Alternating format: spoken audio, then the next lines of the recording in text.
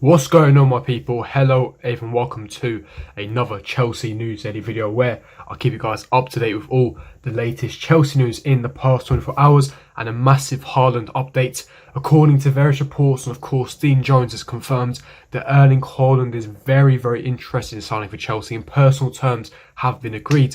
What's the next step now? We'll be delving into all the latest news.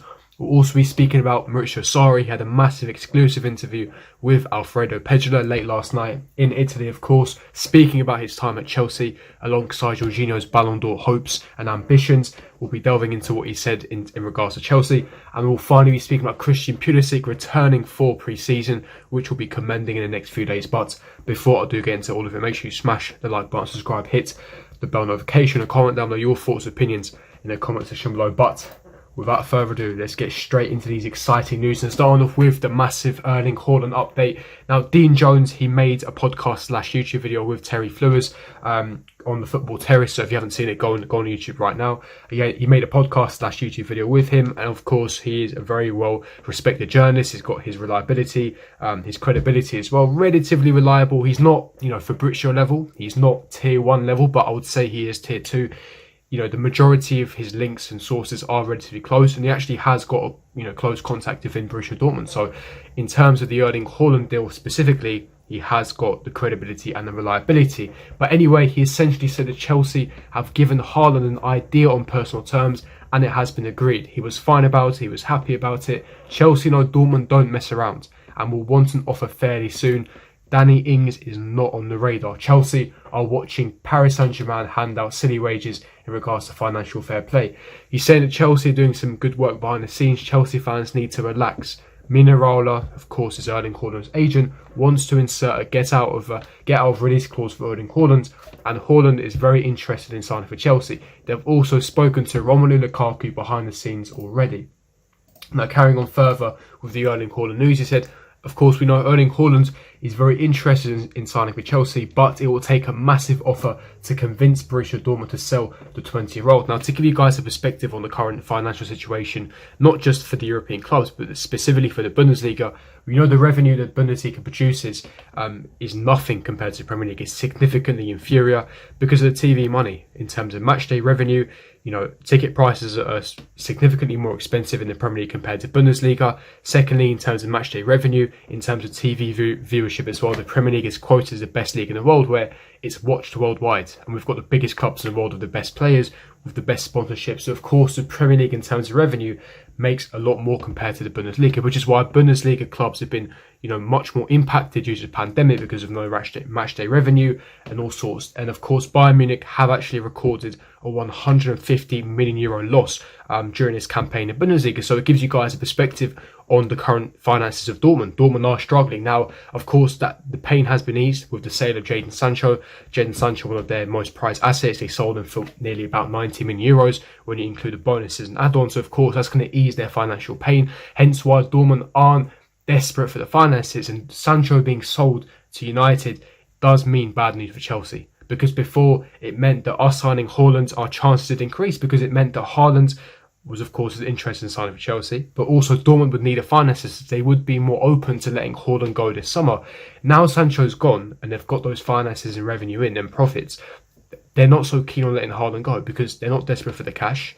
They're not going to let two of their best players go in one window. That would lead to absolute uproar and anger within the fan base, and that's simply not what Dortmund do. Yes, Dortmund, their business model is around selling players, but they don't sell all their best players in one window. It's unrealistic. They sell them year by year. Their plan is selling Sancho this summer, but they plan with Haaland next summer to secure him Champions League football, and then he goes for the release clause. That's why Fabrizio keeps stating that it's going to take an astronomical fee to convince Dortmund to sell. Haaland has no problem joining. I've already confirmed that. Dean Jones has confirmed that. All the reliable reports have confirmed that Haaland wants a Chelsea move. Mino Raiola wants a Chelsea move. The problem is Dortmund, because they want an astronomical fee. We're talking £150 million plus. So it really is down to Chelsea. The ball is in Marina's court. The ball is in Roman's court. We have the money to pay for him, but it's a case of, is it realistic financially? Because you're going to be breaking the wage structure. What are the implications and the consequences later on in the future, in the short-term future and in the long-term future? That's going to have massive impacts and massive complications, and of course massive massive consequences on top of that as well. So these are factors that you have to consider when you're looking at a deal like this. You then have to look at agent fees, bonuses. What is it going to mean for our financial structure?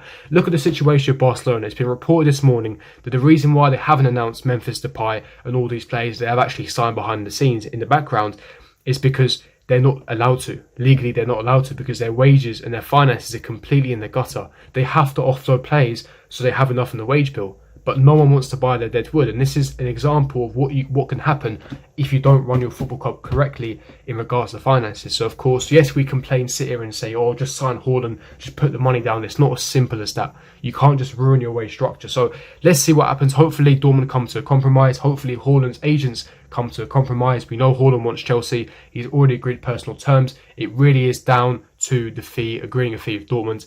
Let's see what happens with that one. But what do you guys think? Leave me your thoughts and opinions in the comment section below. But moving on to some other interesting news, of course, Maurizio Sarri had that exclusive interview with the Italian journalist Alfredo Pegula. Speaking about Jorginho, he spoke a lot about Chelsea, and of course, I'll be giving you guys exactly what he said in quotes in regards to Chelsea. Now, former Chelsea manager Maurizio Sarri on Jorginho's Ballon d'Or chances. If Italy were to win the European Championship, it is clear that he would become a favourite for the awards. He's a refined player. Probably not understandable by everyone. You have to set your eyes on him and only watch him in the game. He is so good and intelligent that he makes everything seem easy. Rarely anything spectacular remains in your eyes. This is his greatness. Of course, that was him speaking on Jorginho's opportunities and ambitions of winning the Ballon d'Or. Of course, it does boost his chances, and a lot of rival fans have been laughing at this, but I think it's very well deserved if he is in the conversation, because he was an integral part in the Chelsea winning Champions League, European champion. Ever since Thomas Tuchel's come in, he's been starting week in, week out. He's been one of our most important players. He's been putting in world-class performances week in, week out. And the Ballon d'Or is based on the calendar year. We're not talking about where Lampard came in. Lampard left in January. That's when you count the actual award, because it is for 2021. It counts the calendar year since January. And since January, Jorginho has been, in my personal opinion, one of Chelsea's best players and one of the best players in Europe in his position. So if he wins the Euros, which, by the way, he's been an integral part of that Italian team, there's nothing to laugh at. You can't mock it. That means he would have been a European champion twice, both club and both country. So again, I think it would be well deserved. Maurizio Sarri then went on to talk about his Chelsea departure. Now, we know at the time when he left, it was more of mutual consent. We didn't sack Sarri, it was more Sarri pushing for the move. Now, why did Sarri push for Italy in the first place? Initially, it was because he was homesick, he missed his family, he didn't like the English culture, he didn't like the food, of course. The fans booed him as well, which of course was very ungrateful. And he was desperate to go back. Juventus, the biggest club in his country, he never won the Serie A. And he wanted to go with Chelsea's transfer ban looming, of Eden Hazard leaving. It was understandable at the time if you look at the context of things. Now, he spoke last night on the situation. He said that Mourinho Ganasskaya wanted to keep me from leaving Chelsea. Today, I say that it was a mistake to want to return to Italy at all costs. I made a mistake.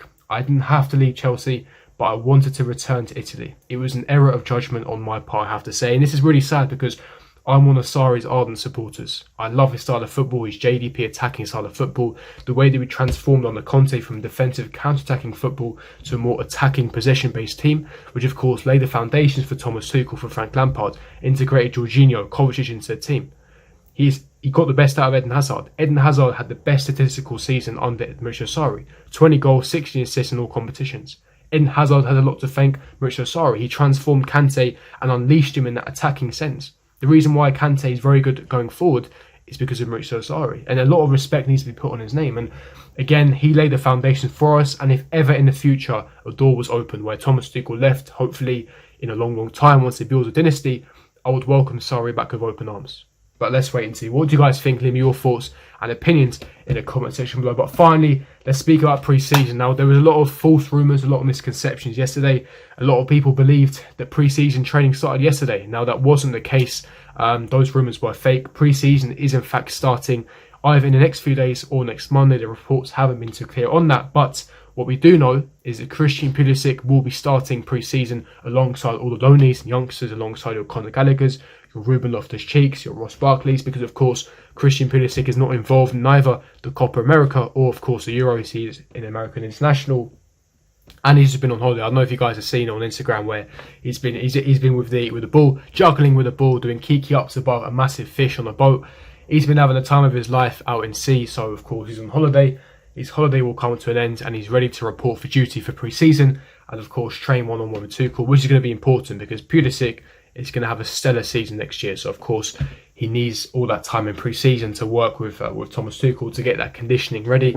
And yes, Christian Pulisic will definitely be returning to pre-season at the same time in the next few days, and let's see what happens. But that is me wrapping up the News Daily. If you did enjoy it, don't forget to smash the like button, subscribe, hit the bell notification, and I'll see all of you guys for my next video. Peace.